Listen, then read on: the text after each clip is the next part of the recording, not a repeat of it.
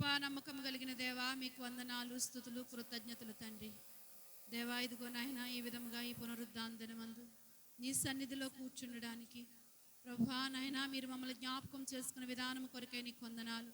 సర్వలోక చక్రవర్తివైన తండ్రి, సృష్టికర్తవైన దేవా నాయన, ఇదిగో ప్రభా నీ సన్నిధిని ఉండే ఆ గొప్ప ధన్యత మాకు ఇచ్చినందుకు మరొకసారి కృతజ్ఞతలు తండ్రి. నీ పిల్లలుగా చేసుకుని ప్రభా అబ్బా తండ్రి నాయన అంటూ నీ చెంతలో ఉండడానికి, నీ నీడలో ఉండడానికి మమ్మల్ని బలపరుచుకుంటున్నాం. అనేకమైన కీడులు, అనేకమైన శోధనలు, అనేకమైన ఆపదలు మా జీవితంలో వచ్చినప్పుడు ప్రతి ఆపదలో నుండి, ప్రతి శోధనలో నుండి ప్రభువా మమ్మల్ని కాచి కాపాడుతూ తండ్రి నీ రెక్కల నీడలో మమ్మల్ని భద్రపరుస్తున్నందుకు కృతజ్ఞతలు తెలియపరుచుకుంటున్నాం.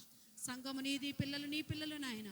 ప్రతి బిడ్డని మీరు బలపరచండి, ప్రతి బిడ్డని మీరు దర్శించండి, ప్రతి ఒక్కరితో మీరు మాట్లాడండి. నీ వాక్యపు స్వరాన్ని మేము వినడానికి మా హృదయాలను మరింతగా మీరు సిద్ధపరిచి నాయన, మీరు మమ్మల్ని బలపరిచి మహిమ పొందమని యేసు నామములో ప్రార్థిస్తున్నాను తండ్రి, ఆమేన్. ఆమేన్.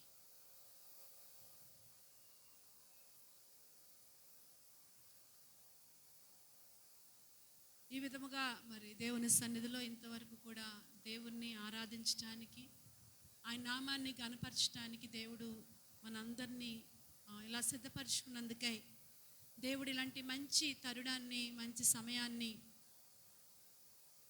ఇలాంటి దినంలో మనల్ని కూడా మరి ప్రభు పాదాల దగ్గర కూర్చోవడానికి మనల్ని నడిపించినందుకై మరొకసారి నిండు హృదయంతో దేవుని స్తోత్రం చెప్దాం. హల్లెలూయా, హల్లెలూయా.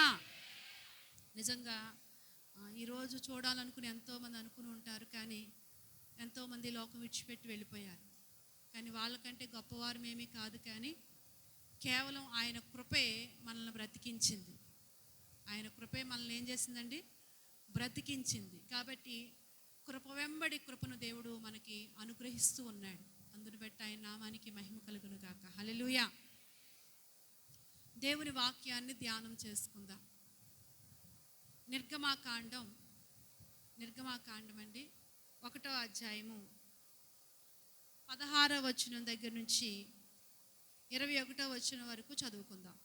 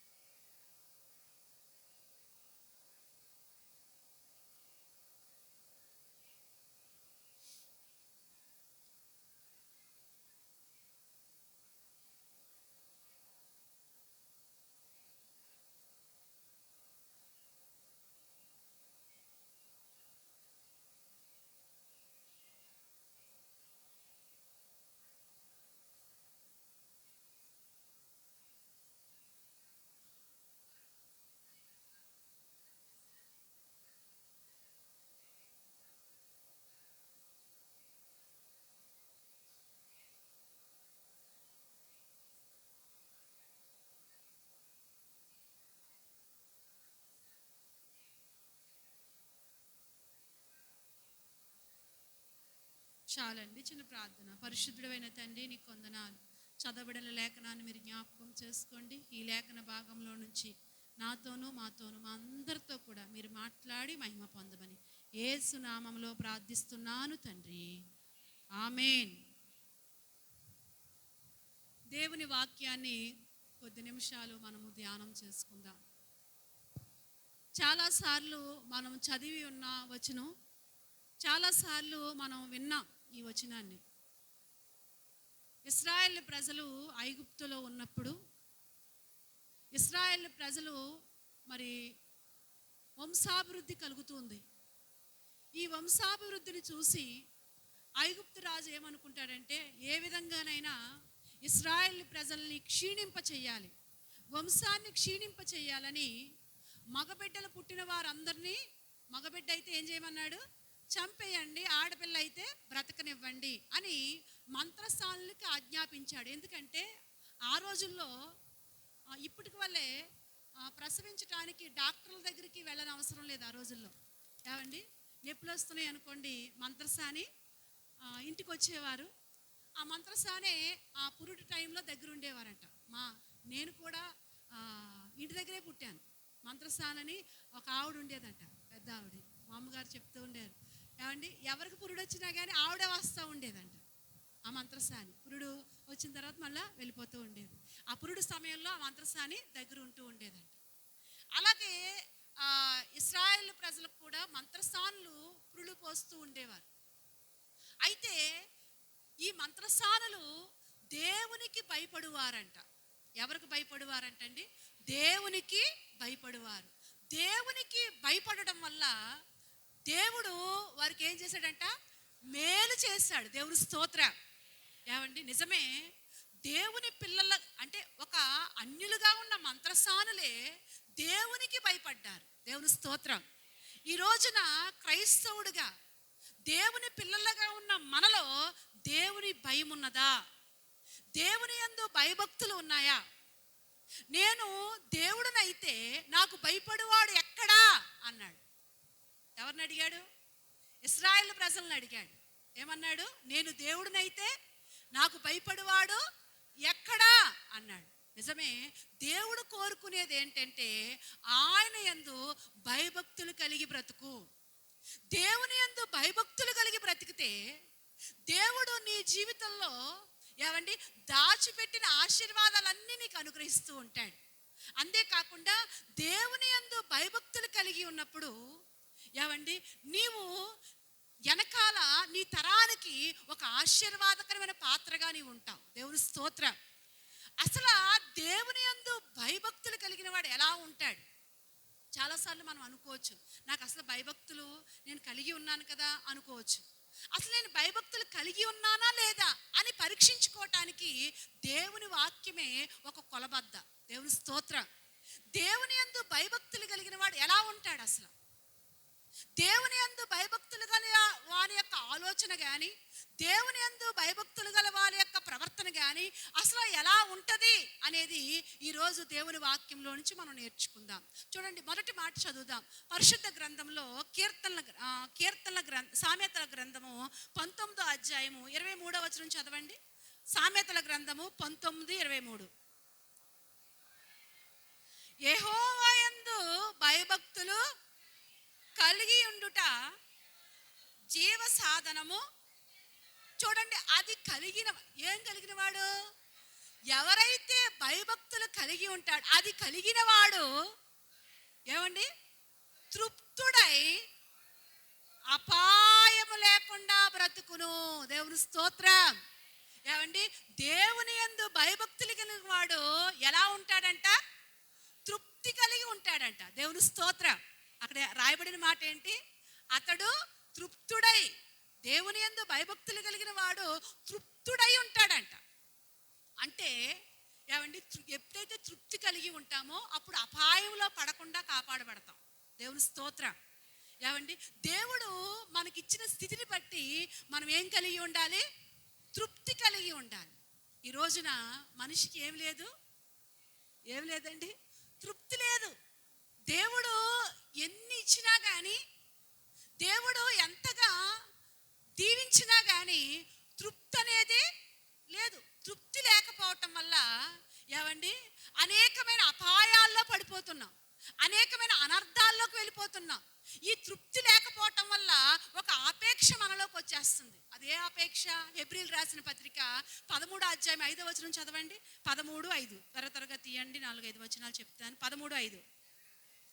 ధనాపేక్ష లేనివాడై మీకు కలిగిన వాటితో తృప్తి పొందండి అంటాడు. దేవుని స్తోత్రం. కలిగిన వాటితో తృప్తి కలిగి ఉండాలి, ధనాపేక్ష లేని వారిగా ఉండాలి. అంటే తృప్తి లేనప్పుడు మనలో ఏ ఆపేక్ష వచ్చేస్తుంది? ధనాపేక్ష.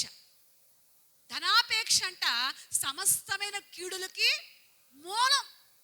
మొదటి తిమోతికి రాసిన పత్రిక 6వ అధ్యాయం 10వ వచనంలో మరల తీయండి ఒక మాట. 6-10 త్వరగా తీయవలసిన వచనాలు నేను తీసి చూపిస్తాను. 6-10. ఎందుకనగా ధనాపేక్ష సమస్తమైన కీడులకు మూలము.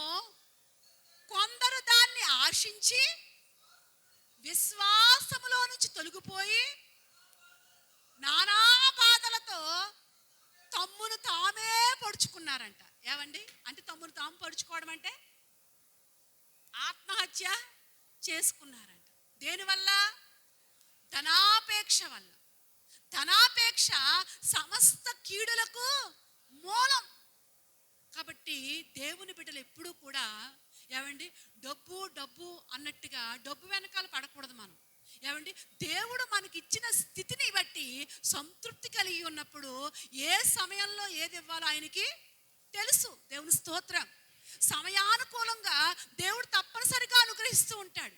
కానీ మనం మాత్రం ఏమండి తృప్తి లేనట్టుగా ధనం వెనుక పరిగెట్టేవారుగా మనము ఉండకూడదు. ఎందుకంటే కీడులో పడవేస్తుంది. ధనాపేక్ష నిన్ను ఏం చేస్తుంది? కీడులో పడవేస్తూ ఉంటుంది. ఇద్దరు స్నేహితులంట అరణ్యంలో ఏమండి ప్రయాణం చేసుకుంటూ వెళ్తున్నారంట. నా మాటలు బాగా వినాలి. ఇద్దరు స్నేహితులు ఎక్కడ ప్రయాణం చేస్తున్నారు? అరణ్యంలో ప్రయాణం చేస్తున్నారు. చాలా మంచి ఫ్రెండ్స్ వారు. ఏమండి ఇలా ప్రయాణం చేస్తూ వెళ్తుంటుంటే ఈ లోపల ఆ అరణ్యంలో నుంచి ఒక ఆయన ముచ్చెమటలు పట్టుకుంటూ పరుగును భుజాలు ఎగరేసుకుంటూ పరుగున అక్కడ చంపేది ఉందని పరుగున చెమటలు కక్కుంటూ చాలా భయంతో వస్తున్నాడంట.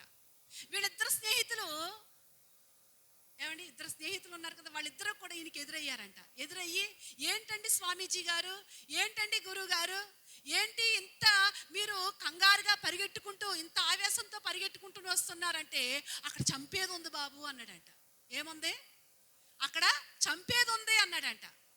చంపేది ఉంది అనగానే వీళ్ళు అన్నారంట, గురువుగారు ఇంతకీ చంపేది ఏంటి? అక్కడ ఏముంది? ఏంటి చంపేది అని అడిగితే ఏమండి వీళ్ళు అన్నారంట, ఆ గురువుగారు అన్నారంట, బాబు అక్కడ డబ్బు ఉంది అన్నాడంట. ఏముంది? డబ్బు ఉంది అనగానే అప్పుడు వీళ్ళిద్దరు ఫ్రెండ్స్ అనుకుంటున్నారంట, ఈ పిచ్చి గురువు గారు ఏమండి డబ్బు ఉంటే డబ్బు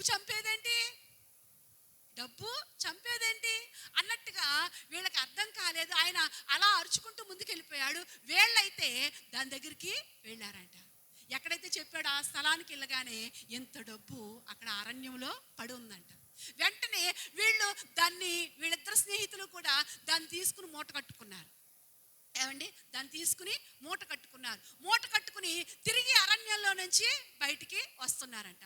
ఇలా బయటికి ప్రయాణం చేసుకుంటూ వస్తులోకి ఈ లోపల సాయంకాలం అయిపోయింది, భోజనం టైం అయిపోయింది.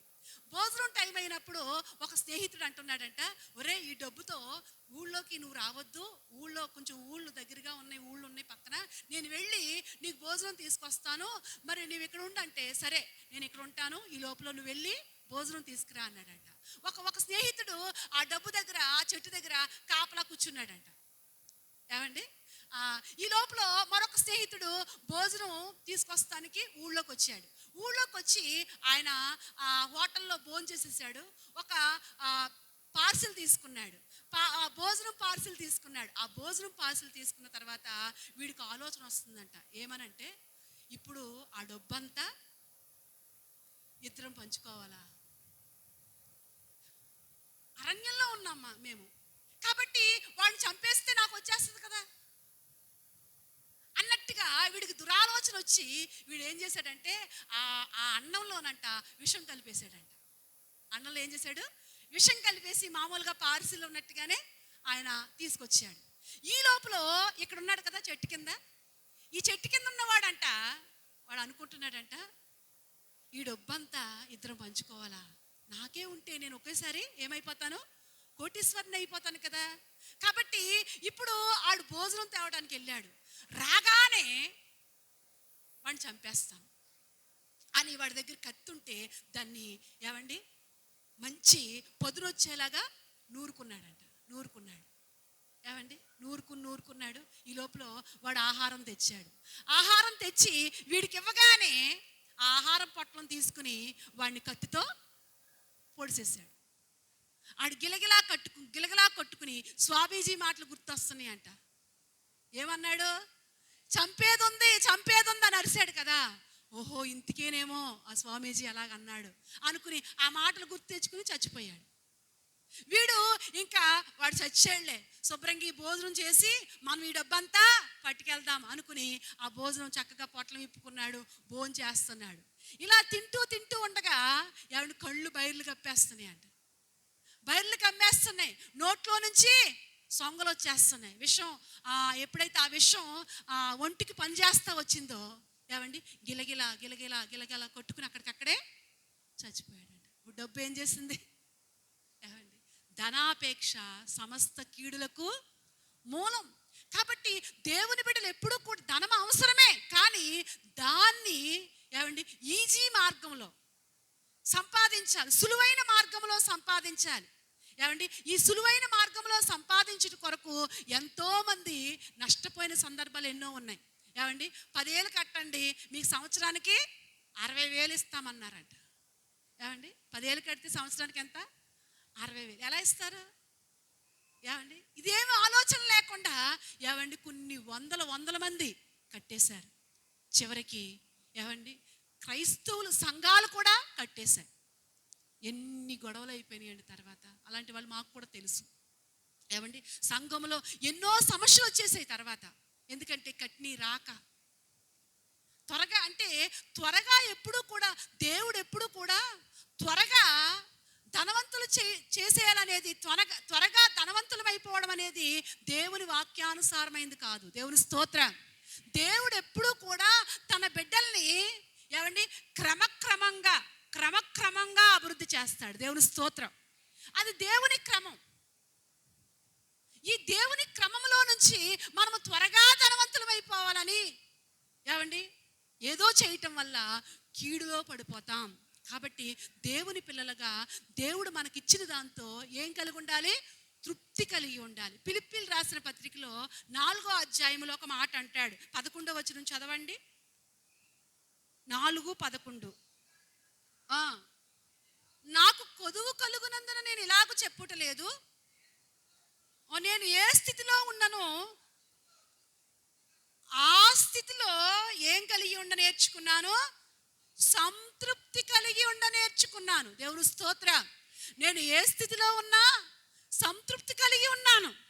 సంపన్న స్థితిలో ఉన్నాను, దీన స్థితిలో ఉన్నాను. కానీ ప్రతి విషయంలో కూడా, అన్ని కార్యములలో కూడా కడుపు నిండి ఉండుటకును ఆకలిగొని ఉండుటకు నేర్చుకున్నాను.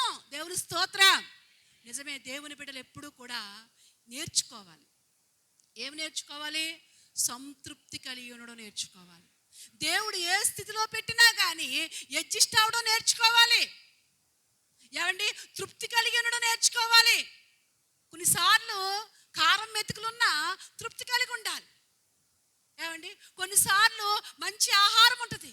ఏమండి రెండిటిలో కూడా ఏం కలిగి ఉండాలి? సంతృప్తి కలిగి ఉండ నేర్చుకోవాలి. తృప్తితో బ్రతకాలి, తృప్తి కలిగి ఉండాలి. తృప్తి కలిగిన వాడు ప్రపంచంలో అందరికంటే ధనవంతుడు. దేవుని స్తోత్రం. కాబట్టి తృప్తి లేనివాడు ఎంత ఉన్నా కానీ ఎవరు వాడు? దరిద్రుడే. కాబట్టి దేవుడు ఏ స్థితిలో పెట్టినా కానీ నువ్వు తృప్తి కలిగి ఉండ నేర్చుకో. బాప్తిస్మం ఇచ్చే యోహాను ఏమండి ఆయన తక్కువ కాలం బ్రతికాడు, కానీ ఆయన బోధనలో ఈ మాట చెప్తాడు. చూడండి లూకాసు వార్తలో 3వ అధ్యాయం 14వ వచనం చదవండి. 3వ అధ్యాయం 14వ వచనం.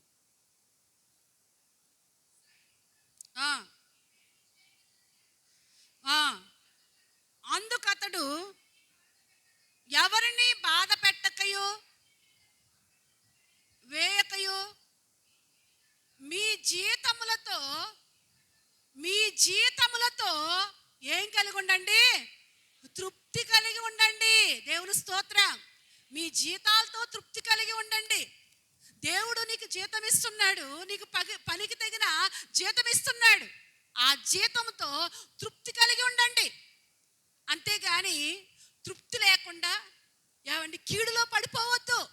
తృప్తి కలిగిన వాడు ఏమండి సంతృప్తి కలిగిన వాడు దేవుని స్తుతించేవాడుగా ఉంటాడు. దేవుని స్తోత్రం. ఏం కలిగిన వాడు? సంతృప్తి కలిగిన వాడు దేవుణ్ణి ఏం చేస్తాడు? స్తుతిస్తాడు. సంతృప్తి లేనివాడు సనుగుతాడు. అందుకు ఉదాహరణ ఎవరు? ఇశ్రాయేలు ప్రజలే. ఏమండి ఇశ్రాయేలు ప్రజలు దేవుడు పెట్టిన స్థితిలో వాళ్ళు ఉందా? వాళ్ళకి సంతృప్తి? అరణ్యములో నిజంగా వాళ్ళని ఎంత చక్కగా పోషిస్తున్నాడండి దేవుడు. అన్ని రకాలుగా కూడా దేవుడు సదుపాయాన్ని కలగజేశాడు వాళ్ళకి. కానీ ఎంత సదుపాయం కలగజేసినా కానీ ఇంకా వాళ్ళకి ఏమి లేదు, సంతృప్తి లేదు. ఇంకా మేము ఇదిగో ఐగుప్తులో ఉండగా ఇది తినేవాళ్ళం, అది తినేవాళ్ళం, ఇది చేసేవాళ్ళం అన్నట్టుగా అసంతృప్తితో సణుగుతూ ఉన్నారు.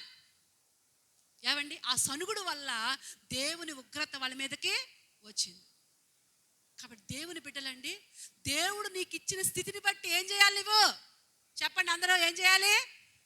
తృప్తి కలిగి ఉండాలండి. దేవుడు నీకు ఇచ్చిన భర్తను బట్టి నువ్వేం చేయాలి? అమ్మా, స్త్రీలుగా దేవుడు మనకి ఇచ్చిన భర్తను బట్టి ఏం చేయాలి? తృప్తి కలిగి ఉండాలి. అంతేగాని ఇదిగో పక్కింటోడండి అలా సంపాదిస్తున్నాడు, నువ్వు ఉన్నావు, నిన్ను కట్టుకున్నాను, ఏం సుఖం అనకూడదు. కొంతమంది అండి, ఏమండి, పెళ్ళై సంవత్సరాలు అయిపోద్ది, ఇంకా నిన్ను కట్టుకున్నాను, అనవసరంగా అని కట్టుకుంటే అలా ఉందును, ఆ పొజిషన్లో ఉందును అని ఇలా బాధపడుతూ ఉంటారు. కానీ దేవుని బిడ్డలు ఎప్పుడు కూడా నీకు ఇచ్చిన భర్తను బట్టి నువ్వేం కలిగి ఉండాలి? సంతృప్తి కలిగి ఉండాలి. అలాగే పురుషులు కూడా భార్యను బట్టి ఏం చేయాలి? సంతృప్తి కలిగి ఉండాలి. అంతేగాని ఇదిగో ఫలానా పిల్లని చేసుకుంటే ఇంకా కట్నం ఇంకా ఎక్కువ వద్దును, ఇంకా నా లైఫ్ బాగుండు అనుకోకూడదు. ఏమండి, దేవుడు మనకు సెట్ చేసిన వారిని బట్టి, దేవుడు తెలుసు కదా మనకి ఎవరిని సెట్ చేయాలో, మనకి ఎవరిని ఇవ్వాలో దేవునికి తెలుసు, మనకి ఇచ్చాడు. వాళ్ళని బట్టి మనం ఏం చేయాలి? సంతృప్తి కలిగి ఉండాలి. దేవుని స్తోత్రం. సంఘాన్ని బట్టి కూడా ఏం కలిగి ఉండాలి? సంతృప్తి కలిగి ఉండాలి, తృప్తి కలిగి ఉండాలి. ప్రభువా, మాకు మంచి సన్నిధి ఇచ్చావు, మంచి సహవాసం ఇచ్చావు, మంచి సేవకుని ఆధీనంలో మమ్మల్ని పెట్టుకున్నావు అని సంతృప్తి కలిగి ఉండాలి. అంతేగాని సంతృప్తి లేకుండా తిరగకూడదు. ఎక్కడికే? ఏమంటే కొంతమంది ఆత్మీయ దేశదిమ్మరులు ఉంటారు. ఏ దేశదిమ్మరులు? ఆత్మీయ దేశదిమ్మరులు. ఈ ఆత్మీయ దేశదిమ్మరులకి తృప్తి ఉండదు. ఏమండి, కాబట్టి దేవుని బిడ్డలుగా మనం తృప్తి కలిగి ఉండాలి. సేవకుని బట్టి, సహవాసాన్ని బట్టి, ఇచ్చిన భర్తను బట్టి, భార్యను బట్టి, పిల్లలను బట్టి, ఇచ్చిన స్థితిని బట్టి ఏం కలిగి ఉండాలి? సంతృప్తి కలిగి ఉండాలి. ఎవరు కలిగి ఉంటారు? యెహోవా యందు భయభక్తులు కలిగిన వాడు. దేవుని యందు భయభక్తులు కలిగి ఉండడానికి రుజువిది. నీవు ఎప్పుడైతే సంతృప్తి కలిగి ఉన్నావో, నీవు దేవుని యందు ఏం కలిగి ఉన్నావు? భయభక్తులు కలిగి ఉన్నావు. ఏమండి, సంతృప్తి అనేది ఎందుకుండో చెప్పండి. సంతృప్తి లేకపోవడానికి కారణం ఏంటో తెలుసా? ఏమండి, వాళ్ళని వీళ్ళని ఏమండి ఎవరెవరినో చూస్తూ ఉంటాం. లోక సామెత ఉంది కదా, ఏమండి, పులుని చూసంట నక్కేం పెట్టుకుందంట? వాతలు పెట్టుకుందంట. ఎవరో ఏమండి వాళ్ళ స్థితిని బట్టి వాళ్ళు వెళ్తున్నారు, వాళ్ళ స్థితిని బట్టి వాళ్ళు చేస్తున్నారు. ఏమండి, నువ్వు వాళ్ళలాగా చెయ్యాలంటే, వాళ్ళలాగా నువ్వు ఉండాలంటే ఏమండి నువ్వు కీడులో పడిపోయే ప్రమాదం ఉంది. కాబట్టి ఎప్పుడూ కూడా దేవుడు మనకిచ్చిన స్థితిని బట్టి మనం తృప్తి కలిగి ఉండాలి తప్ప, పక్కోడికి అది ఉంది నాకు ఇది లేదు, ఇదిగో వాళ్ళకి ఇది ఉంది, వాళ్ళ పిల్లలకి ఇది ఉంది నాకు లేదు. ఏమండి, ఎప్పుడు నువ్వు బయట వాళ్ళని, పక్క వాళ్ళని, వాళ్ళని వీళ్ళని చూస్తే సంతృప్తితో బ్రతకలేవు, కీడులో పడిపోయే ప్రమాదం ఉంది. కానీ దేవుని యందు భయభక్తులు కలిగిన వాడు ఏమండి తనకిచ్చిన స్థితిని బట్టి, తను ఉన్న ఆ పరిస్థితిని బట్టి సంతృప్తితో ప్రభులో ముందుకు సాగిపోతూ ఉంటాడు. దేవుని స్తోత్రం. ఇది మొదటి మాట. రెండో మాట ఏంటంటే, కొరింథీయులకు రాసిన 2వ పత్రిక 7వ అధ్యాయం 1వ వచనం చదవండి. కొరింథీయులకు రాసిన 2వ పత్రిక 7వ అధ్యాయం 1వ వచనం.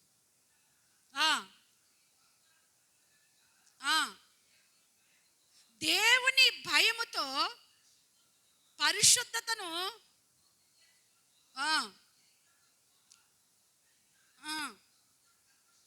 కల్మషము నుండి, దేవుని స్తోత్రం. రెండోది ఏంటంటే, దేవుని భయము నీలో ఉంటే నీలో ఉన్న పరిశుద్ధత సంపూర్ణమవుతూ ఉంటుంది. మనం పరిశుద్ధులము కాము, దేవుడు మనల్ని పరిశుద్ధులుగా చేశాడు.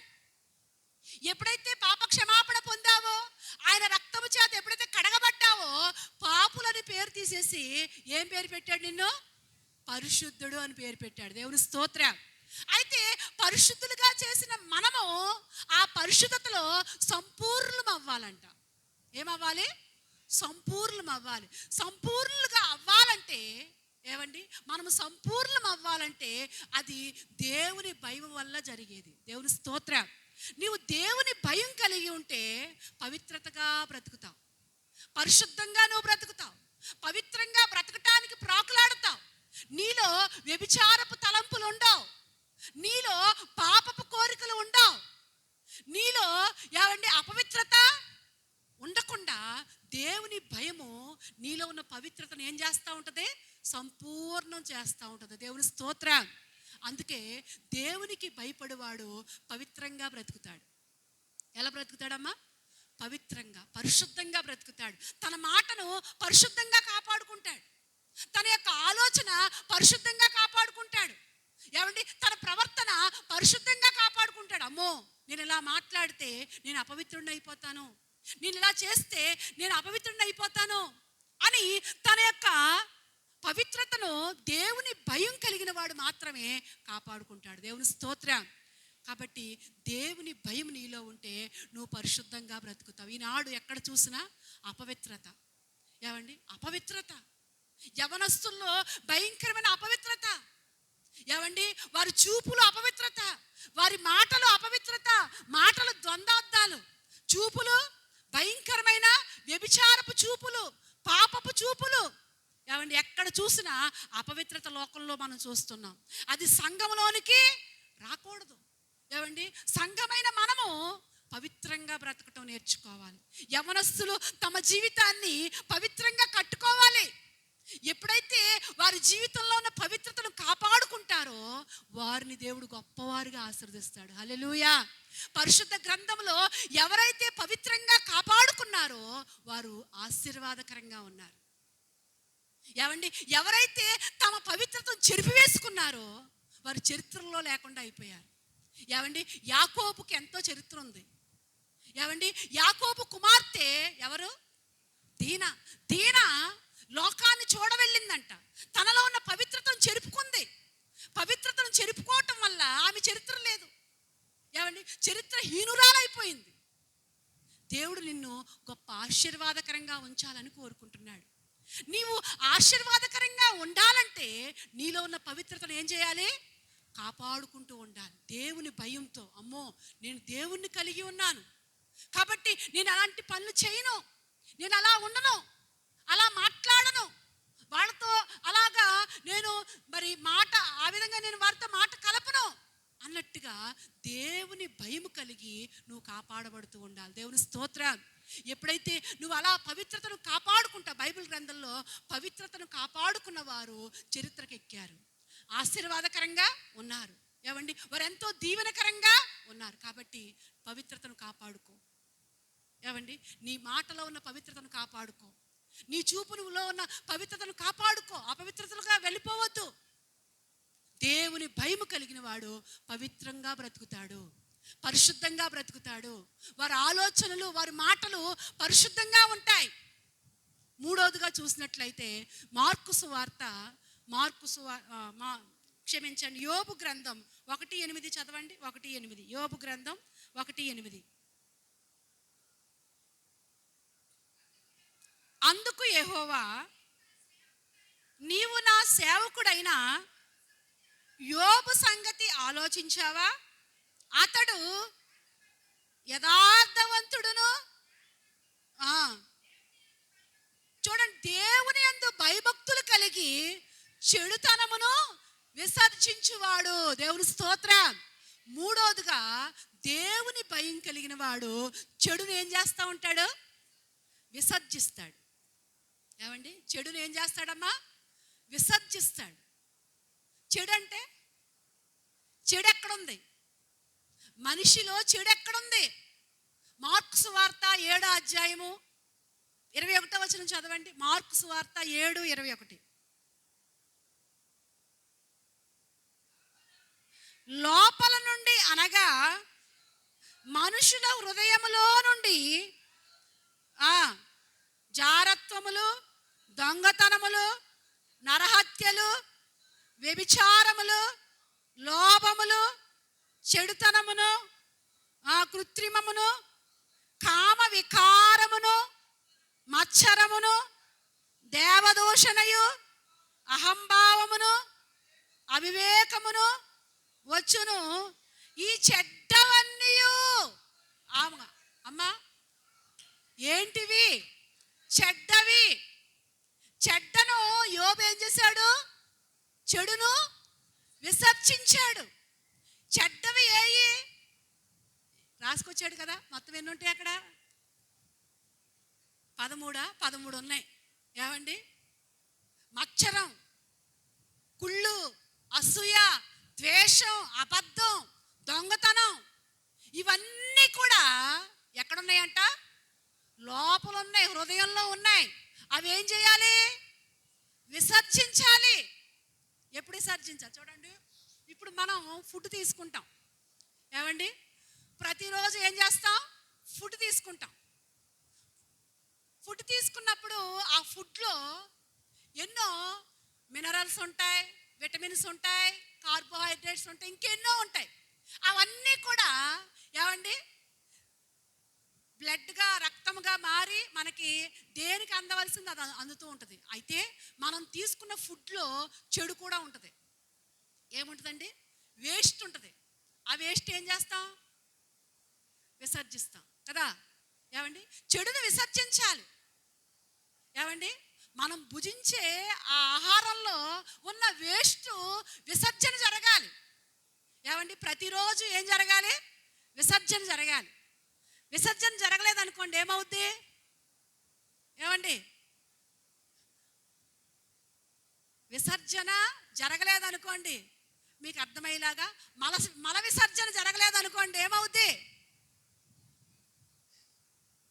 చాలా భయంకరంగా కరుడు కట్టేస్తుంది. ఏమంటే తర్వాత ఎన్ని పోరాటాలు, ఏమంటే చాలా ప్రమాదం అయిపోతుంది కదా. మల విసర్జన ప్రతిరోజు జరగాలి. జరగకపోతే ప్రమాదం. ఏమండి? అలాగే మనిషిలో కూడా ప్రతిరోజు కూడా చెడు ఏమవ్వాలి? విసర్జించాలి. ప్రతిరోజు కూడా ప్రభు సన్నిధిలో మనలో ఉన్న చెడును పరీక్షించుకోవాలి. ఈరోజు నేను తప్పుగా మాట్లాడానా? ఏదైనా ఈరోజు నేను ఎవరితోనైనా అబద్ధం ఆడానా? ఈరోజు ఎవరిదైనా అడగకుండా తెచ్చేసుకున్నానా? ఏమండి? ఇలాంటివన్నీ కూడా మనం ఏం చేసుకోవాలి? పరీక్షించుకుని ప్రభు దగ్గర పశ్చాత్తాపడి విసర్జించాలి. దేవుని స్తోత్రం. ఏమండి? ఏ రోజుకు ఆ రోజు విసర్జించాలి, చెడును విసర్జించాలి. ఇక్కడ అంటాడు యోబు, ఏమండి? విసర్జించువాడు, చెడుతనమును ఏం చేసేవాడంట? విసర్జించువాడు. మనం కూడా ఏమండి మలబద్ధకం, చూడండి, మలం ప్రతిరోజు మల విసర్జన జరగకపోతే మలబద్ధకం అంటారు, అదో రోగం. ఏమండి? అలాగే ఆత్మీయ మలబద్ధకం మనలో ఉండకూడదు. ఏమండి? ఆత్మీయ జీవితంలో ఉన్న ప్రతి చెడు కూడా విసర్జించబడుతూ ఉండాలి. దేవుని స్తోత్రం. ఏ రోజుకు ఆ రోజు ప్రభు సన్నిధిలో మనం పరీక్షించుకుంటూ ఉండాలి. ఎవరు పరీక్షించుకుంటాడంటే దేవుని యందు భయభక్తులు. యోబు దేవుని యందు భయభక్తులు కలిగిన వాడు కనుకనే ప్రతి ఉదయమున అరుణోదయమున లేచి, దేవుని స్తోత్రం, ఎప్పుడు అరుణోదయము. అరుణోదయం అంటే 9:10. ఏమండి? అరుణోదయం అంటే ఎప్పుడు? అమ్మా ఎప్పుడు? కొంతమంది ఉంటారు, ఏమండి 8 అయినా లేగరు, 9 అయినా లేగరు. మరి కొంతమంది 10 అయినా పడకల నుంచి లేవరండి. వీళ్ళని ఏమని బైబిల్ ఏమంటుందంటే బద్ధకులు. ఎవరంట? బద్ధకస్తులు. దేవుని బిడ్డలు ఎప్పుడు కూడా బద్ధకస్తుల్లాగా ఉండకూడదు. ఎలా ఉండాలి మరి? ఏమండి? అరుణోదయమని ఉదయాన్నే లేచి ప్రభు సన్నిధిలో చేతులెత్తి ప్రార్థన చేయి. ప్రభు సన్నిధిలో నీలో ఉన్న చెడులో పడిపోకుండా ప్రభువుని అడుగు. ప్రభువా, ఈ నూతన దినములో చెడు నాలోకి రాకూడదయ్యా. నేను చెడుగా ఎవరితో మాట్లాడకూడదు. నాలో చెడు రాకుండా సహాయం చేయి అని దేవుని శక్తిని ఉదయ కాలంలోనే నువ్వు పొందుకోవాలి. దేవుని స్తోత్రం. ఎప్పుడైతే దేవుని నుండి శక్తి పొందుకుంటావో ప్రతిదీ కూడా జయించడానికి ఆ శక్తినికి ఏం చేస్తుంది? ఒక పవర్గా పనిచేస్తూ ఉంటుంది. దేవుని స్తోత్రం. దేవుని నుండి ఎప్పటికప్పుడు ఏం పొందుకుంటూ ఉండాలి? శక్తిని పొందుకుని ఈ చెడును మనం ఏం చేస్తూ ఉండాలి? జయిస్తూ ఉండాలి, విసర్జిస్తూ ఉండాలి. లేకపోతే లోకములో ఎంతో చెడు ఉంది, అది నీ హృదయంలోనికి ప్రవేశించింది. కాబట్టి నీ హృదయంలో ఉన్న చెడును నువ్వు యోబు వలె ఏం చేస్తూ ఉండాలి? విసర్జిస్తూ ఉండాలి. హల్లెలూయా. ఇది దేవుని యందు భయభక్తులు గలవాడు చేసే పని. మొదటిగా దేవుని యందు భయభక్తులు గలవాడు ఎలా బ్రతుకుతాడంట? అమ్మా, ఎవరు ఎలా బ్రతుకుతాడు? తృప్తి కలిగి బ్రతుకుతాడు. అందరూ చెప్పండి, ఎలా బ్రతుకుతాడు? సంతృప్తి కలిగి బ్రతుకుతాడు. రెండవదిగా దేవుని యందు భయము కలిగిన వాడు ఎలా ఉంటాడు? పవిత్రంగా ఉంటాడు. ఎలా ఉంటాడు? పవిత్రంగా ఉంటాడు. మూడవదిగా దేవుని భయం కలిగిన వాడు చెడుతనమును ఏం చేస్తాడు? విసర్జిస్తాడు. నాలుగవదిగా సామెతల గ్రంథంలో 8వ అధ్యాయం 13వ వచనం చదవండి. 13, 8, 13.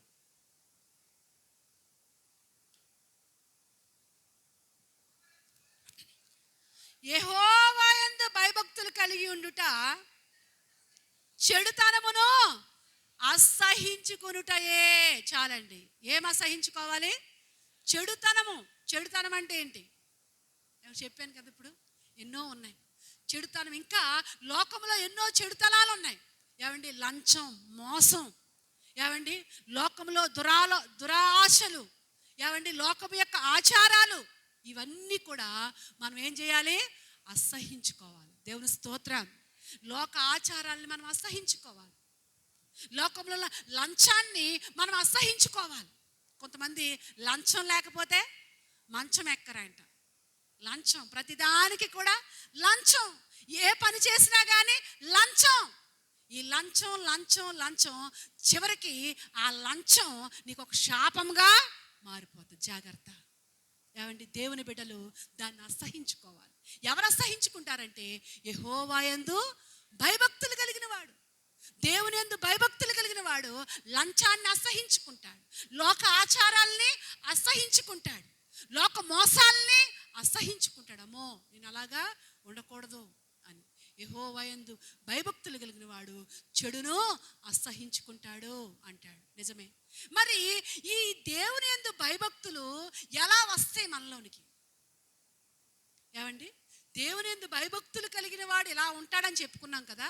మరి దేవుని యందు భయభక్తులు కలిగి ఉండడానికి మూలాధారం ఎవరు అంటే, ఒక మనిషి ద్వారా మరొక మనిషికి దేవుని భయం అనేది ఎప్పటికీ రాదు. ఏమండి? మనిషి ద్వారా దేవుని భయం రాదు. వచ్చినట్టు నటిస్తారు. ఏమండి? మనిషిని చూసినప్పుడు మరొక మనిషి ఏదో భయం ఉందని నటిస్తారు, కానీ మనిషిని బట్టి దేవుని భయం ఎప్పుడు కూడా రాదు. దేవుని భయానికి మూలాధారాలు 3 చూపిస్తాను. చూడండి. మొదటిది ఇర్మియా గ్రంథం 32:40.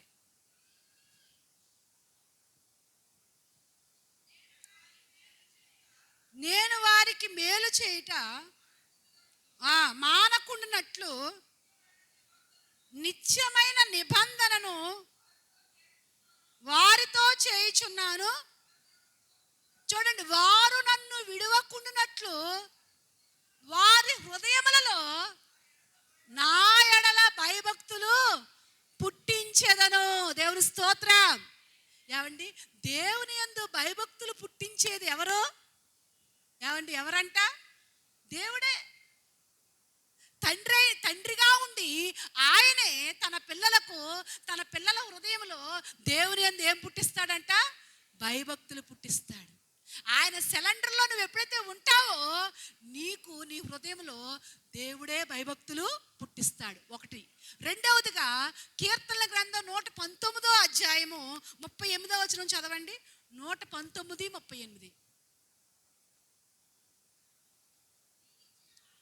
నీవిచ్చిన వాక్యము మనుషులలో నీ భయమును పుట్టించుచున్నది. దేవుని స్తోత్రం.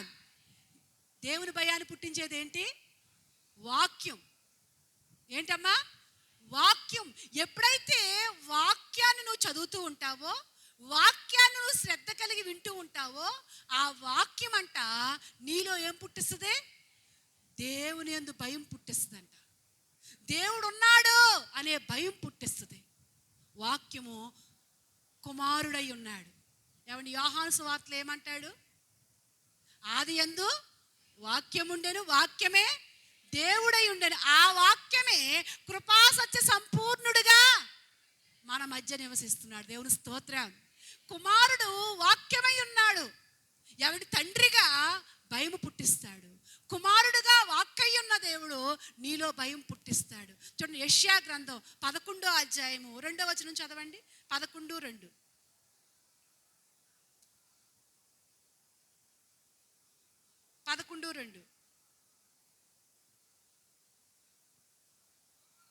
యెహోవా ఆత్మ జ్ఞాన వివేకములు కలిగిన ఆధారమగు ఆత్మ, ఆలోచన బలములకు ఆధారమగు ఆత్మ.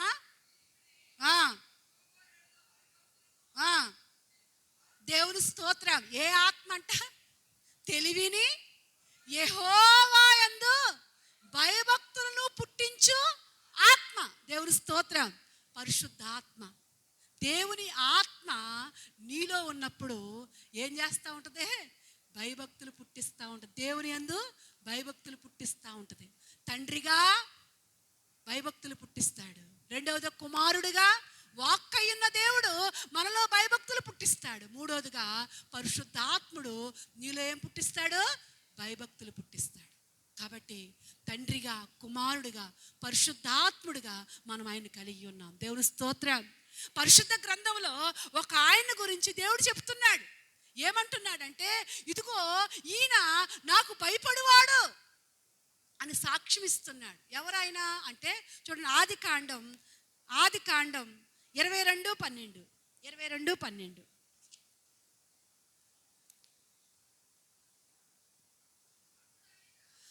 అప్పుడు ఆయన, ఆ చిన్నవాని మీద చెయ్యి వేయకుము, అతన్ని ఏమీయో చేయకుము, నీ కుమారుణ్ణి నాకియ్య వెనుదిలగలేదు గనుక నీవు దేవునికి భయపడువాడవు. దేవుడు స్తోత్రం. ఎవరు చెప్తున్నారు ఈ సాక్ష్యం? దేవుడు చెప్తున్నాడు. అబ్రహామును చూసి, అబ్రహామా నీవు నాకు భయపడువాడవు, నీవు దేవునికి భయపడువాడవు. దేవుని స్తోత్రం. నీకు ఆ సాక్ష్యం వచ్చిందా? నిన్ను చూసి చెప్పగలడా దేవుడు? ఏమండి, నిన్ను చూసి చెప్పగలడా?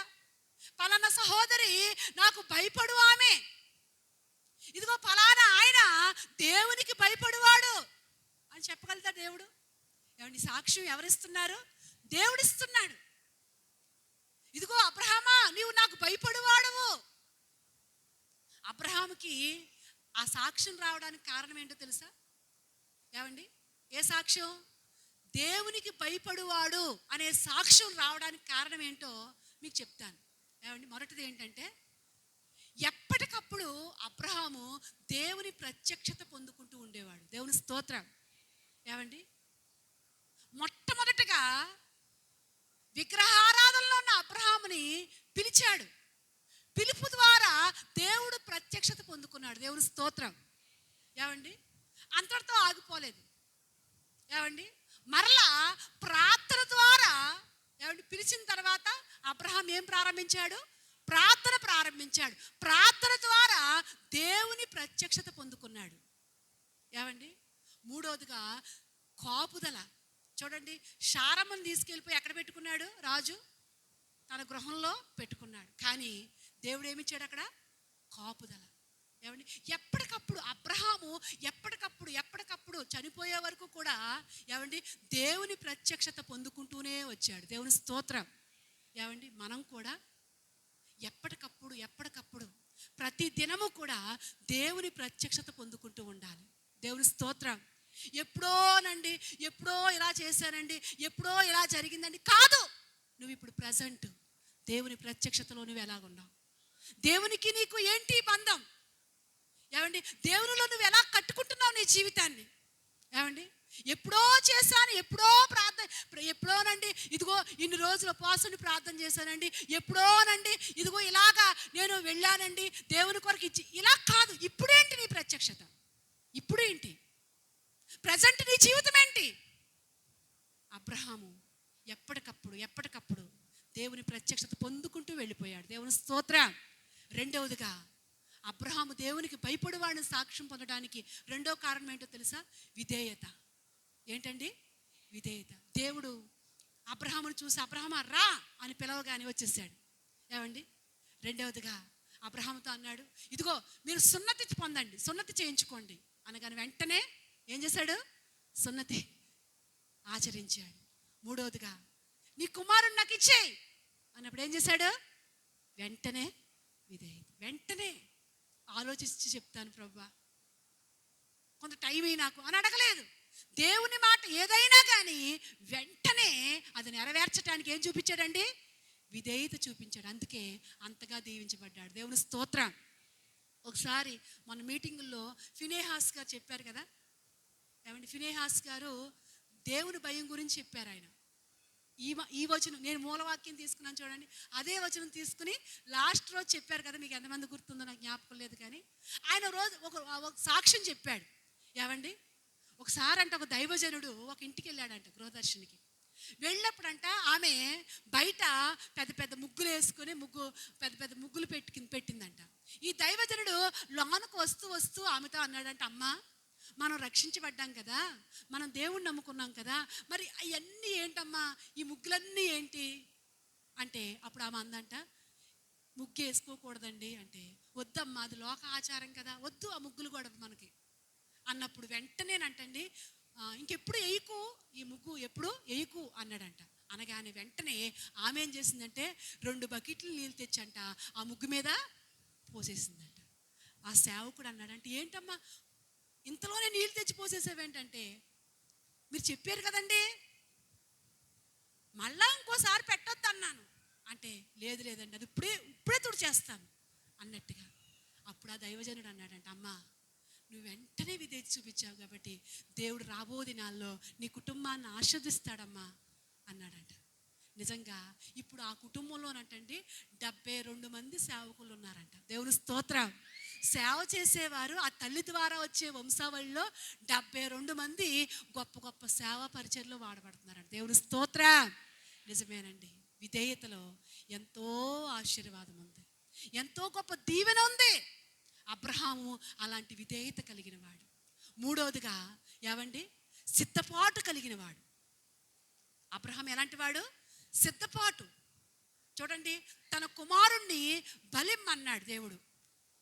ఎప్పుడు? ఏమండి? రేపు నీ కుమారుణ్ణి బలి అనగానే ఈరోజు అబ్రహాం ఏం చేస్తున్నాడు తెలుసా? ఏమండి? గాడిదకు గంత కట్టేశాడు. రెండవదిగా కట్టెలన్నీ కూడా సిద్ధపరచుకున్నాడు, ఎండిన పొలాలన్నీ కూడా. ఏమండి? నిజంగా అవన్నీ కూడా సిద్ధపరచుకునండి ఒక మోపు కట్టుకున్నాడు. ఎందుకంటే తెల్లవారగానే వేకుజామునే చీకటి ఉండగానే ఏమవ్వాలి? ఇప్పుడు ప్రయాణం అయిపోవాలి. దేవుని స్తోత్రం. తెల్లవారు ప్రయాణం ఉంది కాబట్టి, ఏ ప్రయాణం? కుమారుణ్ణి బలివ్వడానికి ప్రయాణం. ఏమండి? ఈ ప్రయాణం కొరకు ఆయన సిద్ధపాటు చూడండి. ఏమండి? ఎంత చక్కగా సిద్ధపరచుకున్నాడు. పనివారిని సిద్ధపరచుకున్నాడు ఆ రాత్రే.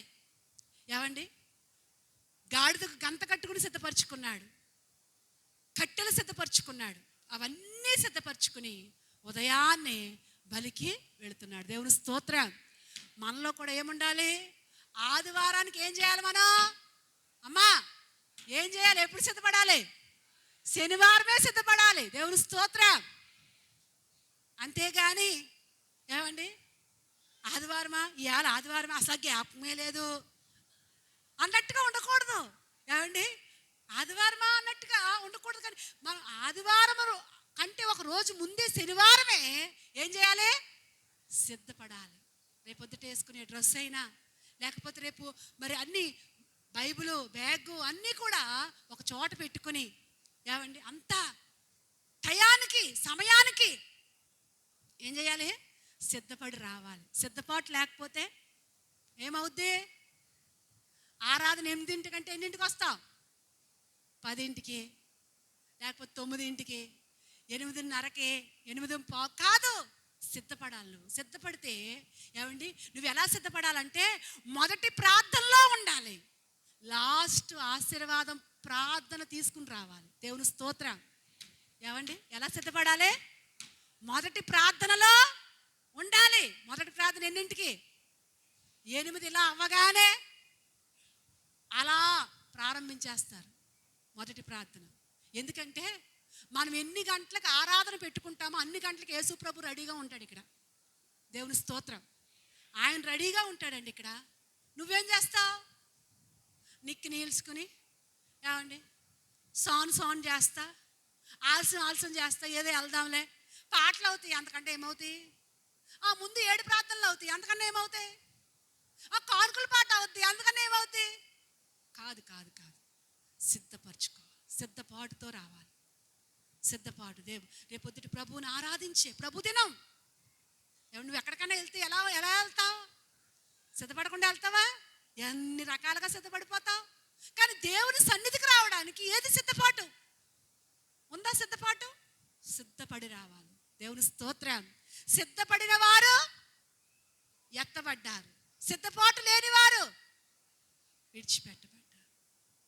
ఆలస్యమైందంట. ఏమండి వెళ్ళారు, తిరిగి మళ్ళా వచ్చేసరికి లేడు పెండ్లి కుమారుడు. కాబట్టి మనకి సిద్ధపాటు. ఇక్కడ అబ్రహాము సిద్ధపరచుకున్నాడు. అక్కడ ఉండవా కట్టెలు? ఏమండి ఆ మోరియా పర్వతం మీద వెళ్తా కట్టెలు దొరకవా? దొరకవా? ఏమండి మోరియా పర్వతం వెళ్తున్నప్పుడు మధ్యదారిలో ఎన్నో కట్టెలు ఉంటాయి కదా, ఎన్నో పుల్లలు ఉండవా?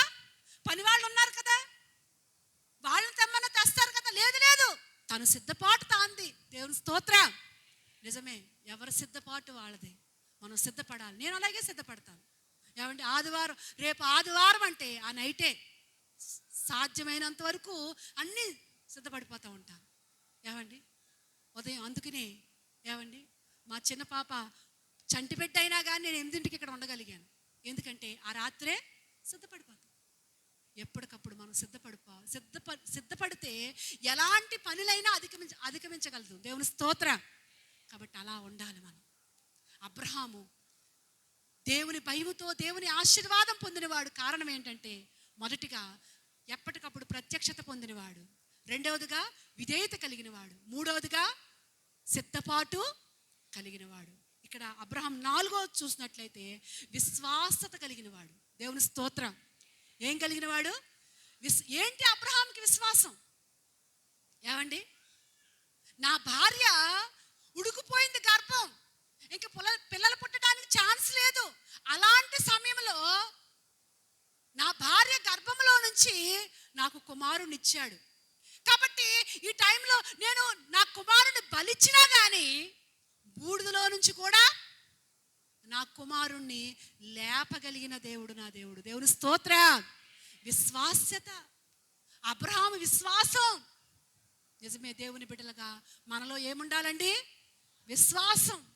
శూన్యముగా మన పరిస్థితులు కనిపించినా కానీ మనలో ఏముండాలి?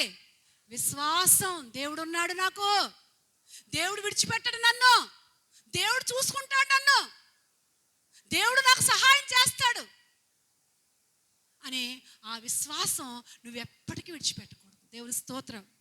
అన్నీ పోయినా ఏం కలిగి ఉండాలి? విశ్వాసం కలిగి ఉండాలి. ఆ విశ్వాసమే నీ విజయం. దేవుని స్తోత్రం. మన విజయం ఏంటండి? విశ్వాసమే. దేన్ని విడిచిపెట్టిన నేను చాలాసార్లు చెప్పాను. పాస్టర్ గారంట, కుమారుడా నీ జీవితంలో అన్నీ పోతాయి, విశ్వాసాన్ని కాపాడుకుంటావా? నీకు విశ్వాస వరం ఇస్తున్నాను, విశ్వాసాన్ని కాపాడుకుంటావా అని దైవజనుడు అడిగాడంట. బాప్తిస్మ ఇచ్చినప్పుడు పాస్టర్ గారిని, మన పాస్టర్ గారిని అడిగినప్పుడు అప్పటికి అన్నీ ఉన్నాయి. ఏమండి 4 ఎకరాల పొలం ఉంది, పాలేడు ఉన్నాయి, గేదెలు ఉన్నాయి, ఏమండి పచ్చగా కుటుంబం ఉంది, అన్నీ ఉన్నాయి. ఆ టైంలో సేవకుడు ప్రశ్నిస్తున్నాడంట, కుమారుడా నీదంటూ ఏది ఉండదు, అన్నీ పోతాయి, విశ్వాసాన్ని కాపాడుకుంటావా అని ఆ సేవకుడు ప్రశ్నించినప్పుడు పాస్టర్ గారు అన్నారంట, అన్నీ పోయినా పర్వాలేదండి, నేను విశ్వాసాన్ని కాపాడుకుంటాను, నాకు విశ్వాస వరం కావాలి అన్నప్పుడు కుమారుడు ఇదిగో దేవుడు నీకు ఇస్తున్నాడు విశ్వాస వరం అని అప్పుడు అభిషేకించారంట. తర్వాత కొంతకాలానికి ఏమండి ఆయన ఏదైతే చెప్పాడో, ఆయన ఏదైతే అన్నాడో అన్నీ పోతాయని నిజంగా అన్నీ పోనీయండి, అన్నీ శూన్యం అయిపోయింది. పాత చర్చి ఉండేది కదా, దాని ముందు ఒక పాకు ఉండేది. ఆ పాకలోకి వచ్చి ఏమండి వెంకన్న గారు అని ఒక ముసలాయన ఉండేవాడంట. ఆయన అన్నం వండితే ఈయన అన్నం పెట్టుకుని వార్చిన గెంజి పోసుకుని మళ్ళా విశ్వాసులకు తెలిస్తే మళ్ళా ఎక్కడ వాళ్ళు కూరలు తెచ్చేస్తారని భయంతో ఏమండి ఆ అన్నంలో గెంజి పోసుకుని ఆరాధన టయానికి ముందుగానే తినేసేవారంట, టిఫిన్లు తినకుండా. ఇంకా ఏమండి దేవుడు ఆ స్థితికి తీసుకెళ్ళాడు, కానీ విడిచిపెట్టలేదు విశ్వాసాన్ని మాత్రం. మా మామయ్య గారు అన్నారంట, రే దేవుడు దేవుడు దేవుడు అన్నావు, దేవుడు ఏం చేశాడురా నీకు, వదిలేయి అంటే, నేను చచ్చన్నా పోతాను కానీ దేవుడిని మాత్రం వదలలేను నాన్న. నాకేమి చేయకపోయినా పర్వాలేదు, నాకు ఏమి చేయకపోయినా అవసరం లేదు, నాకు నా దేవుడు ఉంటే చాలు, నేను బ్రతికేస్తాను. దేవుని స్తోత్రం. విశ్వాసం నిజమే. ఈ లోకంలో ఏదున్నా ఏది లేకపోయినా దేన్ని వదిలిపెట్టకూడదు, విశ్వాసాన్ని వదిలిపెట్టకూడదు. కడ వరకు మన విశ్వాసాన్ని కాపాడుకోవాలి. పౌలు అంటాడు, ఇదిగో నేను మంచి పోరాటం పోరాడాను, నా విశ్వాసాన్ని కాపాడుకున్నాను. దేవుని స్తోత్రం. పోరాటాలు ఉంటాయి. క్రైస్తవ జీవితం అంటే పోరాటమే. నువ్వు అనుకున్నదల్లా జరగదు. ఏమండి ప్రతికూలతలు ఉంటాయి, కష్టాలు ఉంటాయి, శ్రమలు ఉంటాయి, నిందలు ఉంటాయి, అవమానాలు ఉంటాయి. ముళ్ళ బాట క్రైస్తవ బాట అంటే. ముళ్ళుంటాయి, గుచ్చుకుంటాయి, నీకు ఏడుపు వచ్చే పరిస్థితులు ఉంటాయి. నువ్వు మంచిగా ఉన్నా కానీ నిన్ను నిందించే వాళ్ళు ఉంటారు, అవమానపరిచే వాళ్ళు ఉంటారు. నువ్వు ఎంత మంచి చేద్దామన్నా, అందరి చేత మంచోడు అనిపించుకోవాలన్నా అనిపించుకోలేవు. ఎందుకంటే యేసుప్రభు అనిపించుకోలేదు. యేసుప్రభు అనిపించుకున్నాడా? ఈ లోకంలో ఆయన ఎన్ని రకాలుగా అన్నారు. మరి మనం ఎంత? పరిశుద్ధుడైన దేవుడే అనేక రకాలుగా నిందలు అవమానాలు భరించాడు ఆయన. మనం ఎంత పాపులం మనం. కాబట్టి నిందలు అవమానాలు ఎన్నో పోరాటాలు ఉంటాయి, కానీ మన విశ్వాసాన్ని మాత్రం ఏం చేయకూడదు, విడిచిపెట్టకూడదు. కడ వరకు కూడా మన విశ్వాసాన్ని కాపాడుకోవాలి. నీ విశ్వాసమే నీకు విజయం. పరలోకంలో చేరడానికి నీ విజయం విశ్వాసమే. కాబట్టి అబ్రహాం అది కలిగి ఉన్నాడు. అందుకనే దేవుడు అంటున్నాడు, నాకు భయపడువాడవు నువ్వు.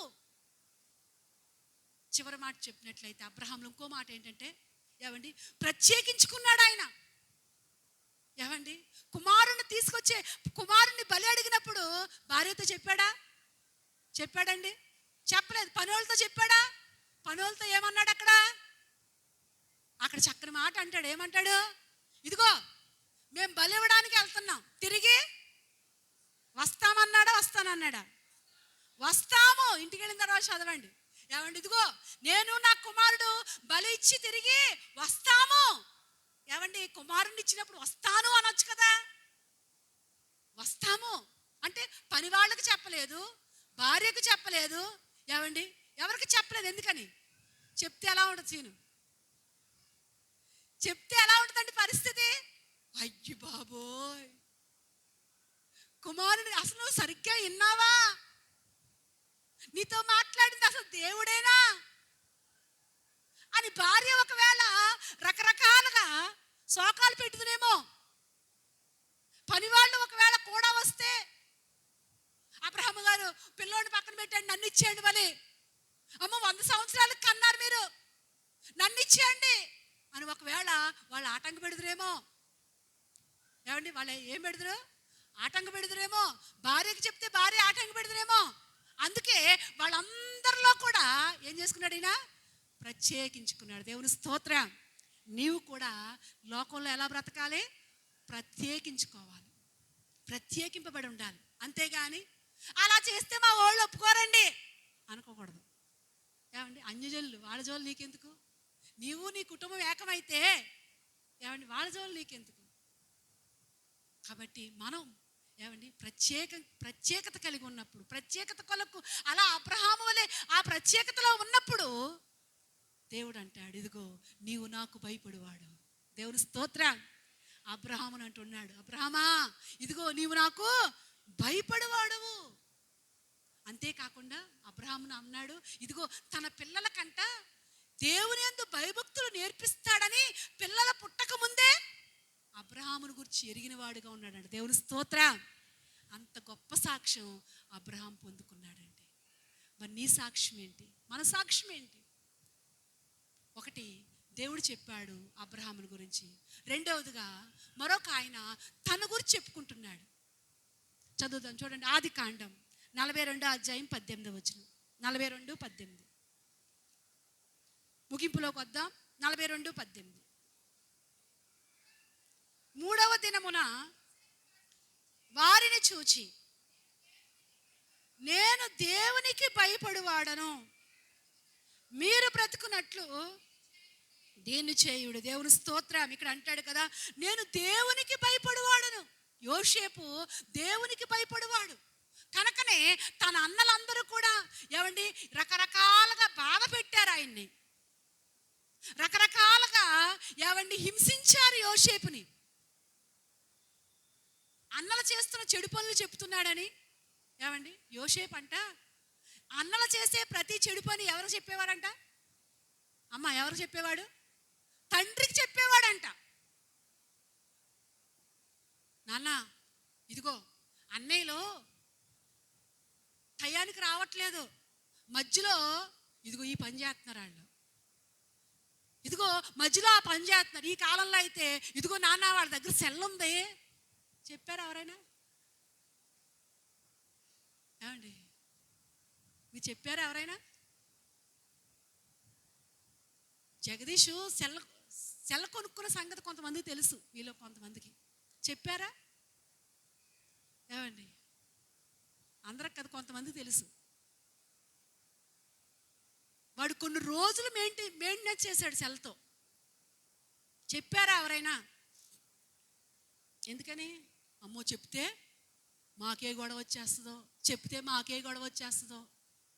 ఏమండి బైబిల్లో ఏమండి కొరింథీ సంఘస్థులను అంటాడు పౌలు గారు, ఇదిగో మీరు ఇలా దుర్మార్గులుగా ఉన్నారంట, ఇదిగో మీలో వ్యభిచారులు ఉన్నారంట, పలానా వ్యభిచారం విడిచిపెట్టలేదంట, ఇదిగో నాకు క్లోయే ఇంటి వారి వల్ల తెలిసిందంటాడు. దేవుని స్తోత్రం.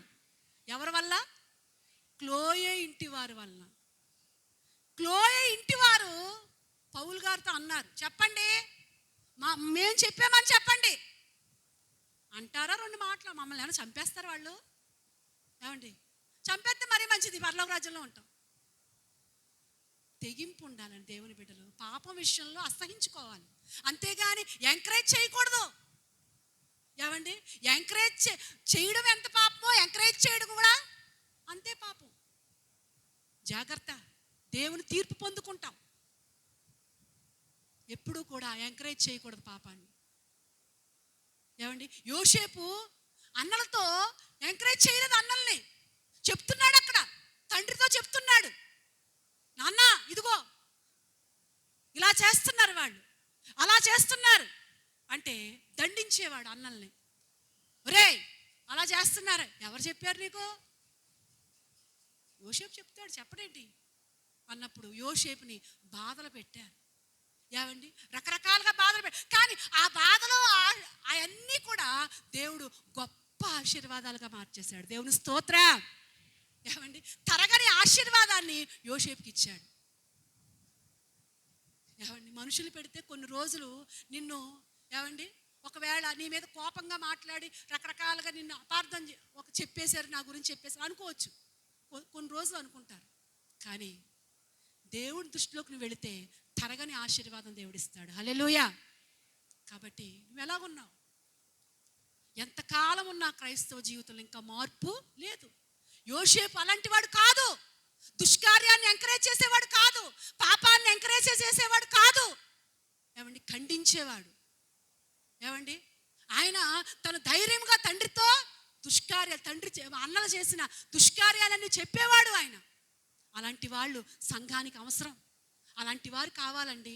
క్లోయే ఇంటి వారు లాంటి వారు కావాలి సంఘానికి. అప్పుడే సంఘం దీవించబడుతుంది. దేవుని స్తోత్రం. సంఘం పరిశుద్ధంగా ఉంటుంది, సంఘం ఆశీర్వాదకరంగా ఉంటుంది. పాపాన్ని ఎంకరేజ్ చేస్తూ కూర్చుంటే ఇంకొకరు తయారవుతారు, అలాగా ఇంకొకరు తయారవుతారు. ఇంకా తయారై చివరికి చెడిపోయే ప్రమాదం ఉంది సంఘం అంతా. కాబట్టి ఎప్పుడు కూడా పాపాన్ని ఎంకరేజ్ చేయొద్దు, పాపాన్ని ప్రోత్సహించొద్దు. చూసినప్పుడు వెంటనే ఏమండి చెప్పాలి, తెలియపరచాలి.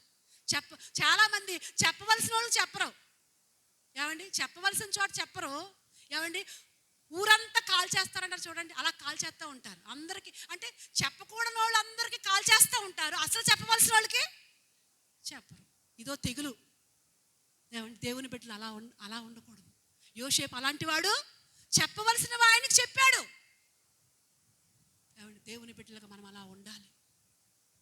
యోసేపు అందుకునే అంటున్నాడు, నేను దేవునికి అన్నలు వస్తున్నారు. ఏమంటే అన్నలు కాళ్ళు పట్టుకుంటున్నారు, సాగిలు పడుతున్నారు. ఒకప్పుడు ఏం చేశారు? ఏమండి, నిందించారు, రకరకాలుగా యోసేపుని ఏమండి బాధ పెట్టారు. కానీ ఇప్పుడు ఏం చేస్తున్నారు? కాళ్ళు ముందు పడుతున్నారు, కాళ్ళ మీద పడ్డారు. యోసేపు అంటాడు, ఇదిగో మీలాంటోని కాదు నేను దేవునికి భయపడువాడిని, కాబట్టి మీరేం కంగారు పడొద్దు, మీరేమీ కంగారు పడొద్దు, మిమ్మల్ని నేను పోషిస్తాను, మిమ్మల్ని నేను చూసుకుంటాను అన్నట్టుగా. ఏమండి, నిజంగా యోసేపు దేవునికి భయపడువాడు కనుక ఆయనలో క్షమాపణ హృదయం, క్షమించే హృదయం కలిగి ఉన్నాడండి. ఏమండి, నిజంగా అన్నల్ని ఏదైనా చేయొచ్చు, అక్కడ అధికారం అంతా యోసేపు చేతిలో ఉంది, కానీ వదిలిపెట్టేశాడు. క్షమించాను. తండ్రి చనిపోయిన తర్వాత కొంతకాలం ఐగుప్తు వచ్చేసిన తర్వాత తండ్రి చనిపోతాడు యాకోబు. తండ్రి చనిపోయిన తర్వాత అన్నలందరూ భయపడిపోయి మరలా యోసేపు దగ్గరికి వెళ్ళి అంటారు, మన తండ్రి బ్రతికుండగా ఇలా చెప్పాడయ్యా, ఇలా చెప్పాడు, కాబట్టి మమ్మల్ని క్షమించు అన్నట్టుగా మాట్లాడుతుంటే ఒక మాట అంటాడు చూడండి. ఎన్నో అధ్యాయం?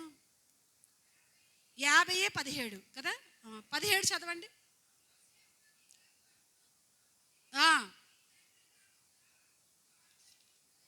ఏమనగా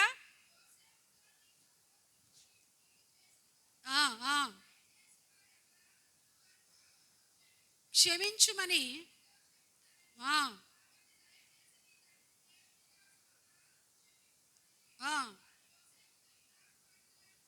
ఇలాగూ మాట్లాడుచుండగా అతడు ఏడ్చెను. తర్వాత ఏమంటాడు 18వ వచనంలో?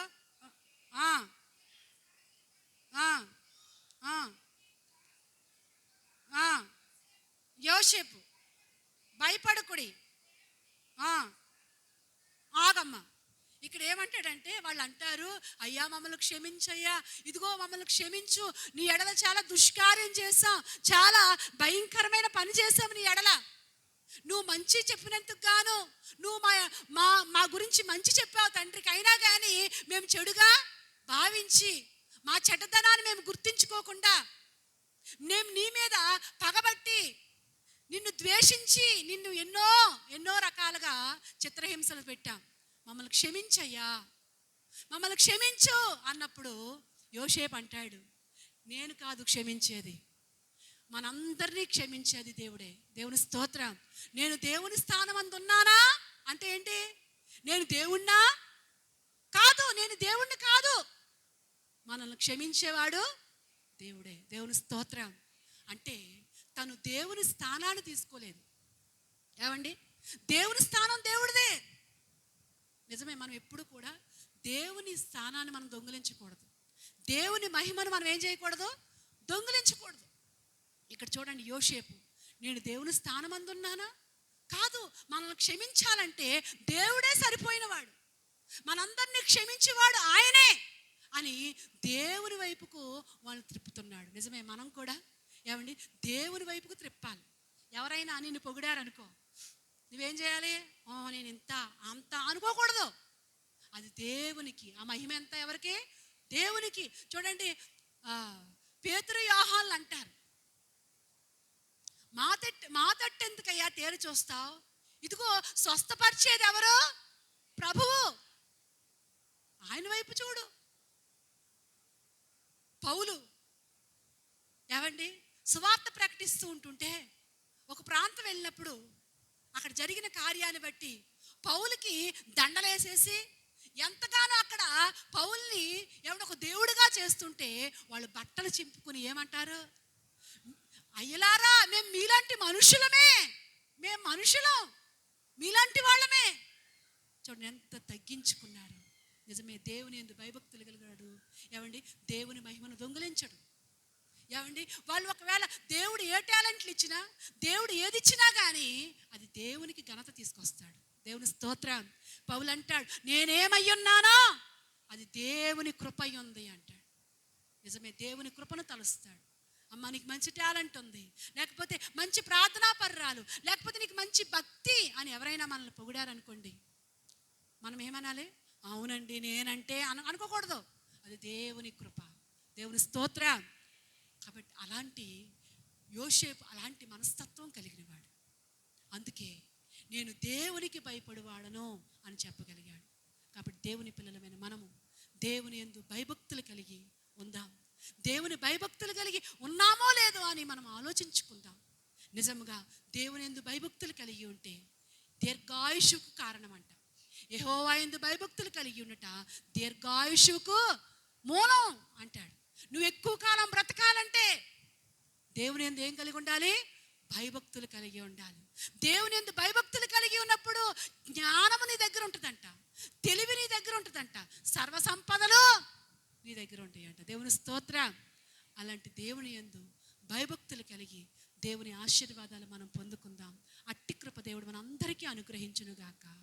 ఆమేన్. ప్రార్థన చేసుకుందాం. ప్రార్థన చేద్దాం. అందరూ ప్రార్థన చేద్దాం. నీ భయము నాలో పుట్టించు నాయన. నీ యందు భయభక్తులు కలిగి బ్రతకడం నాకు నేర్పించు.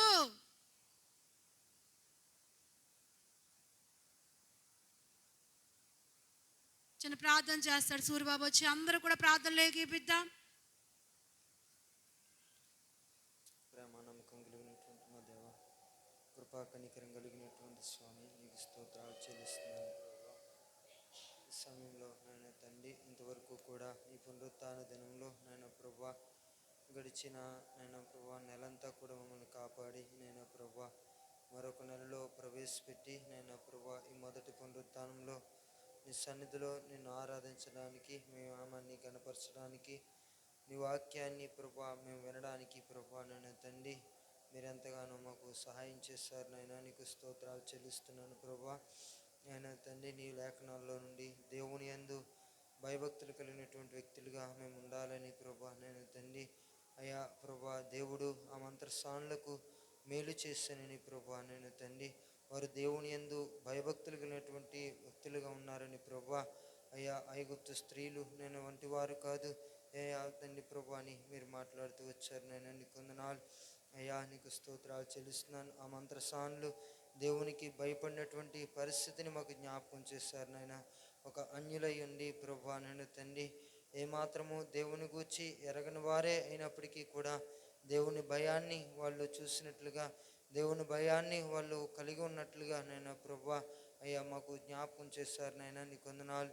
అలాగే నైనా ప్రభా, నీ యొక్క నైనా ప్రభా నీ యందు విశ్వాసం నుంచి రక్షించబడినటువంటి మా జీవితాల్లో నీ యందు భయభక్తులు కలిగినటువంటి వారంగా నైనా మేము ఉండాలని మరొకసారి మాతో మాట్లాడుతూ వచ్చారు నాయన. నీకు వందనాలు అయ్యా. నీకు స్తోత్రాలు. నీ యందు అయ్యా ప్రభు భయభక్తులు కలిగినటువంటి వారిగా మేము నిరంతరము ఉండడానికి సహాయం చేయండి. భయమును భక్తిని అన్ని సమయాల్లో అన్ని వేళల్లో నైనా ప్రభా నైనా అయ్యా మనుషులకి ఎందరికో భయపడుతూ ఉంటున్నాం.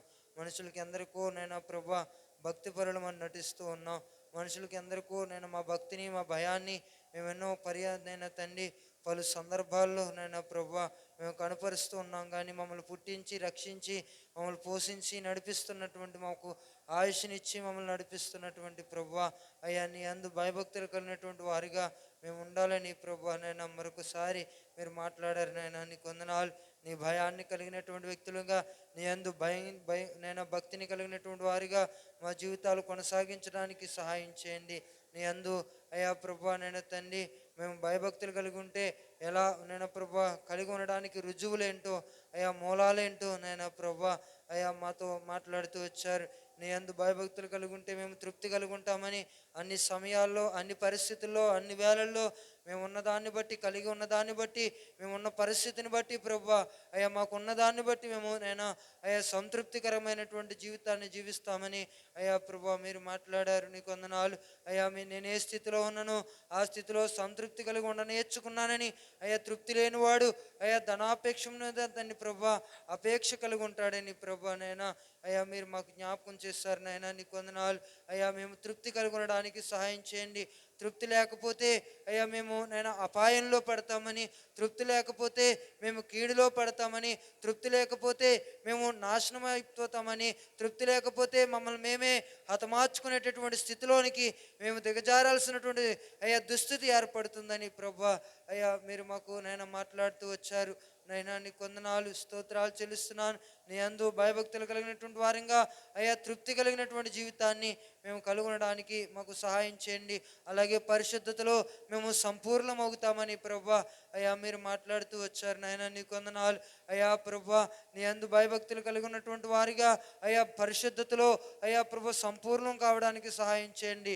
మమ్మల్ని నైనా ప్రభా పాపులమైనటువంటి మమ్మల్ని, అపవిత్రమైనటువంటి మమ్మల్ని, దుర్మార్గులము దుష్టత్వంలో ఉన్నటువంటి మమ్మల్ని అందరినీ కూడా అయ్యా కనికరించి కాపాడి సంరక్షించి అయ్యా ప్రభా నీ కృపలో మమ్మల్ని జ్ఞాపకం చేసుకుని నీ ప్రేమ చేత మమ్మల్ని అందరినీ రక్షించి అయ్యా నీ ప్రాణాన్ని మా కొరకు దారబోసి మమ్మల్ని పరిశుద్ధులుగా, పవిత్రులుగా, నిర్దోషులుగా, నిష్కల్మషులుగా మమ్మల్ని చేశావు అయ్యా ప్రభా నైనా.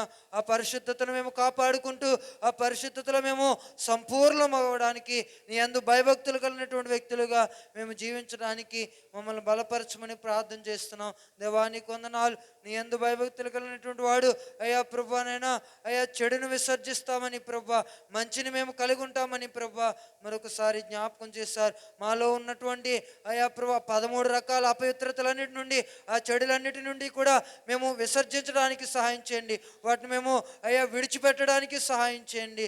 ప్రభా నీకు వందనాలు. నీ సహాయం వలనే మేము నైనా మాలో ఉన్నటువంటి చెడు అంతటినీ కూడా అయ్యా కల్మషం అంతటినీ కూడా అయ్యా మేము విడిపోయినైనా ప్రభా విసర్జించడానికి అయ్యా ప్రభా నీ సహాయాన్ని మాకు అందించమని ప్రార్థన చేస్తున్నాం.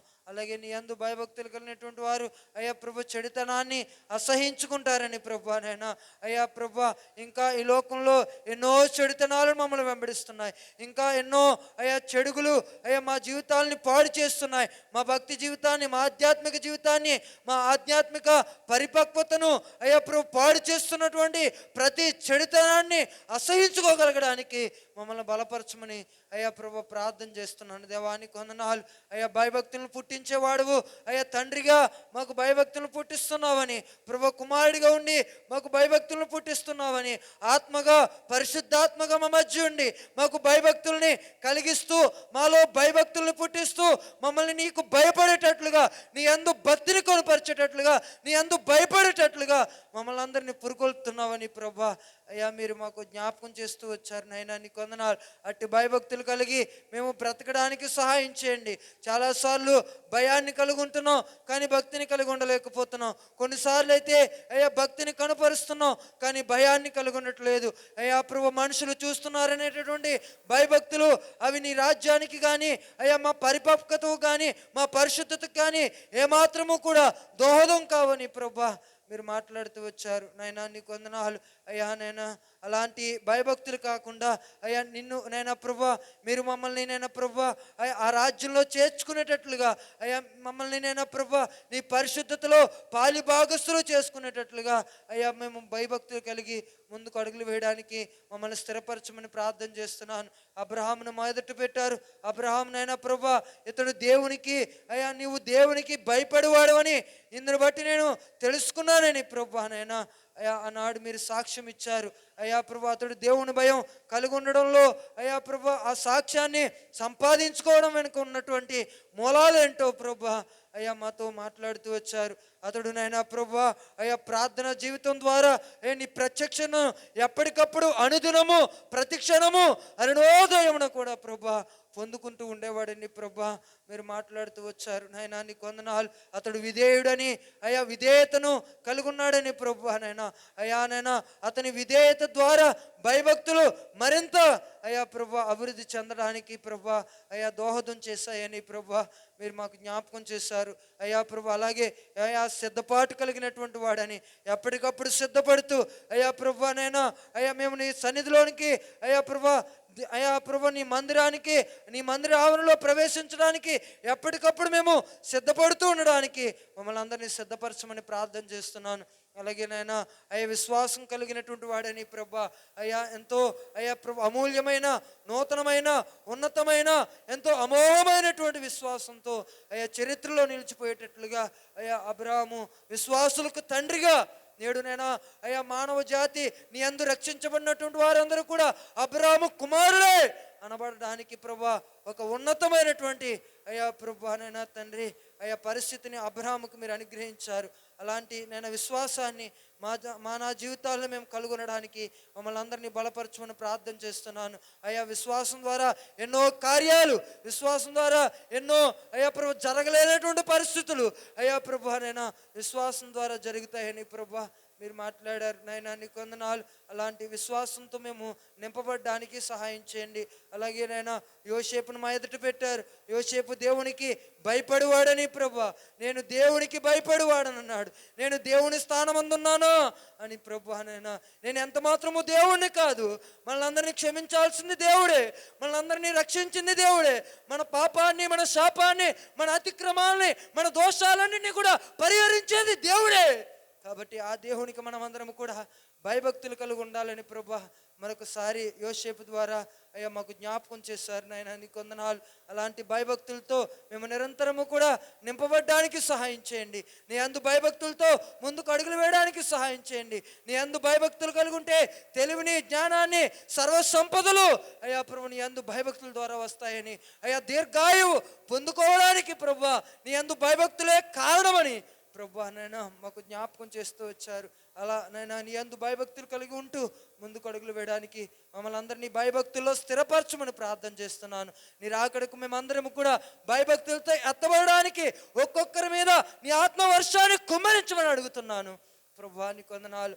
అలాంటి భయభక్తుల ద్వారా మమ్మల్ని అందరినీ బలపరచండి అయ్యా ప్రభా. మరొకసారి నీ వాక్యం అందించి నీ దోషులను మరింతగా బలపరచండి. విన్న వాక్యాన్ని మా వృద్ధిలో అయ్యా పదిలపరుచుకుని భద్రపరుచుకుని అయ్యా ప్రభా అన్ని విషయాల్లో సంతృప్తికరమైన బ్రతుకుతూ భయభక్తులతో ప్రభా మా యొక్క ఆధ్యాత్మిక జీవితాన్ని ప్రభా ముందుకు కొనసాగించడానికి నీ సహాయము అయ్యా మెండుగా నిండుగా దండిగా దయచేసి మీరే మమ్మల్ని అందరినీ ఆశీర్వదించమని యేసు ఉన్నతమైన నామంలో ప్రార్థించి వేడుకుంటున్నాను మా పరమ తండ్రి. ఆమేన్. సర్వాధికారి నీకు స్తోత్రాలు ప్రభా. ఈ విధముగా ఈ ఆరాధన అంతటినీ ఆశీర్వాదకరంగా జరిగించుకున్నారు. కృతజ్ఞతలు తండ్రి. విత్తబడిన వాక్యాన్ని ఫలింపచేయండి నాయన. నీ యొక్క వాక్యాన్ని సమృద్ధిగా మాకు ఇచ్చావు. ఆ వాక్యం వ్యర్థంగా పోకుండా అది మా జీవితంలో నెరవేర్చగలిగిన అభిషేకాన్ని మా అందరికీ దయచేయండి. బిడ్డల సంఘము నీది, పిల్లలు నీ పిల్లలు ప్రతి వారిని జ్ఞాపకం చేసుకోండి. వారు చేసిన వ్యవసాయాలు ఉద్యోగ వ్యాపారాల్లో మీరు తోడుకుండండి. రెక్కలకు ఆరోగ్యం ఇవ్వండి. ప్రతి కుటుంబానికి సంపూర్ణ రక్షణ ఇవ్వండి. నీ రాజ్య వారసులుగా మా కుటుంబాలన్నిటినీ మీరు సిద్ధపరచండి. ఈ లోకంలో ప్రభా నీ కొరకు మేము బ్రతుకుతూ ప్రభా నీ మహిమ కొరకు మా జీవితాలు ముందుకు కొనసాగించగలిగిన ఆశీర్వాదం మా అందరికీ దయచేయమని, పసిబిడ్డ మొదలుకుని వృద్ధుల వరకు కూడా నీ కృపా సమృద్ధి ఆశీర్వాదం బిడ్డలందరికీ దయచేసి మీ నామానికి మహిమ తెచ్చుకోమని, ఘనత మహిమ ప్రభావాలు మీరు పొందమని త్వరగా రాబోతున్న యేసయ్య పరిశుద్ధ నామంలో ప్రార్థించి స్తుతించి అడిగి వేడుకుంటున్నాం పరమ తండ్రి. ఆమేన్. తండ్రి అయిన దేవుని ప్రేమ, కుమారుని యొక్క యేసుక్రీస్తు కృప, పరిశుద్ధాత్మక కన్యని సహవాసం ఎప్పుడు ఎల్లప్పుడు కూడిన మనకును ఎరలోక పరిశుద్ధులకు సదాకాలము తోడై కడవరకు నడిపించి ఆదరించును గాక. ఆమేన్. ఆమేన్. అందరికీ వందనాలండి.